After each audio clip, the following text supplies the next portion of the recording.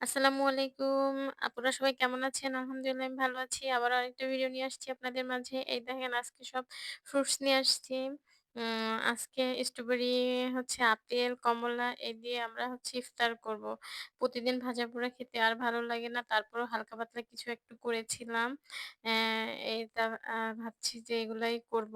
আর হচ্ছে চিড়া দই। এই দেখেন স্ট্রবেরিটা আমি দেখতে, দেখতে সামনে চলে আসছি যে অবাক হয়ে গেলাম যে এত দাম! এইটুক স্ট্রবেরি আপনার হচ্ছে ৳৩৫০ প্লাস বেশি, কত জানি। তারপর হচ্ছে এই দেখেন টক দই নিয়ে চলে আসছি। ওর বাবা বলতেছে আজকে আর ভাজাপোড়া খাবো না, একেবারেই না। তাই ভাবলাম যে একটু আপেল কেটে নেই। আর হচ্ছে যে টক দই চিড়া মাখানো করব। এই তো দেখেন আপেলটাকে আমি ১ম এ আমি যেভাবে আপেল কাটি একেবারেই কালো হয় না। এটাকে আপনার হচ্ছে কেটে অনেক আগে কেটেছিলাম। কেটে তারপর হচ্ছে ভালো আরকি কেটে আমি হচ্ছে লবণ দিয়ে পানিতে রেখে দিলাম কিছুক্ষণ। ১ ঘন্টাও না, ০.৫ ঘন্টা একটু বেশি।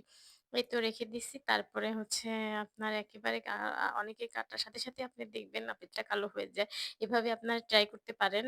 তবে আমার কাছে খুবই ভালো লাগে। একেবারেই একদম চকচকে থাকে। গেস্ট বাসায় আসলে আপনারা দিতে পারেন। অনেক সময় আপেল কাটলে আপনার আনইজি হয়ে যায়। আমরা আনইজি ফিল করি, কালো হয়ে যায়। কিন্তু এটা আমার এইভাবে টেকনিকটা ফলো করলে একেবারেই কালো হবে না।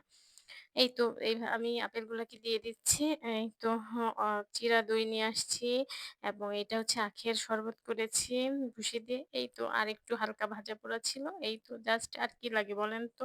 আজকে ৫ম রোজা শেষ আলহামদুলিল্লাহ।